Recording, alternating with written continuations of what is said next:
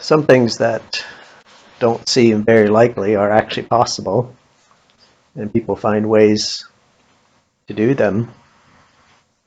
A number of years ago, I went with Raymond Burkholder to the country of Bhutan.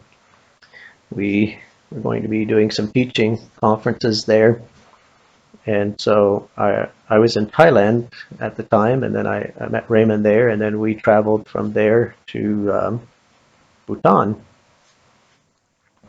We flew from Thailand to Calcutta, and then from Kolkata we went to another city in northern India. I'm not sure, I can't remember the name of that city, but there we changed planes and we got on Druk Air, which is the Bhutanese national airline, because there's only one airport in the whole country of Bhutan. It's in Paro, and it's along the river, and it's probably one of the few places in the country where there's a long enough level spot to actually have a runway. But it's a short runway. It's only like 6,400 feet long. It's one of the few runways in the world where the altitude is more than the length of the runway. So the altitude of the airport is like almost about 7,000 feet, and the runway is 6,400 feet long. It's a short runway. It's by the river, and uh, it's quite a treacherous landing. As a matter of fact, it's not certified for international by international aviation standards, and so Druk Air, the Bhutanese airline, is the only airline that'll fly into that um, airport, and it's only cleared for visual flight rules. You can't fly into that airport on instrument flight rules because there's mountains kind of on every side, and the airport is down in the valley by the river. So we took off from northern India, and we were on an A319 airplane, 115 seat aircraft, and we never went more than about 10 and 15,000 feet because it was just a short flight. It was just a 35 or 40-minute flight. And of course, the mountains there are higher than that. And so we were flying between the mountains. We flew past Mount Everest, K2. We got a look at those mountains as we went in. It was a clear day. We had a beautiful view of the Himalayas and Mount Everest.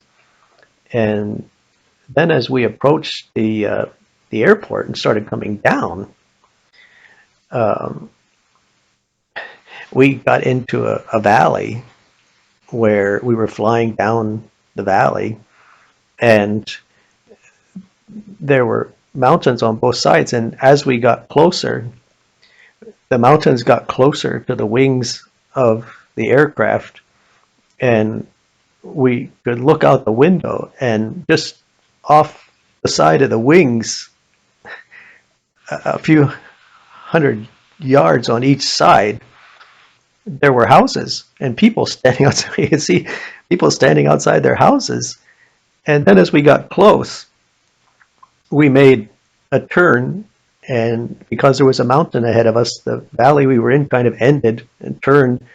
So we made a turn and we did a bank and flew around the the side of the mountain. And then when we got around that mountain, we made a bank the other way and came down, and boom, we were just like that. We were on the runway. Uh, and I've flown those kinds of banking in like Cessna 206s and small airplanes, but I've never, other than that trip, have done that kind of turns in an airplane the size of an A319. Uh, it was a little, it was a little, well, it was a little unnerving because you're decreasing speed. They have the flaps down, and you kind of have that feeling that you're just kind of hanging there, and then you're doing these turns, and Uh, when we left and we took off, then of course the aircraft was accelerating and it didn't feel as dangerous. But we did the same thing. We kind of did those zigzags back out, but we were accelerating. But coming in, when the flaps were down, we were landing. It just felt a little unnerving and maybe a little nervous. But we got there. It got done.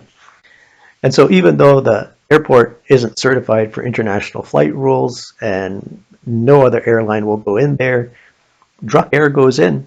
And we got there, we landed, we had our conferences, we had a wonderful time in Bhutan, a beautiful country, um, great uh, believers there in the country, and had a nice time of fellowship with other Christian people there. And it all worked. It might not seem likely when you look at the facts and figures, but it can be done.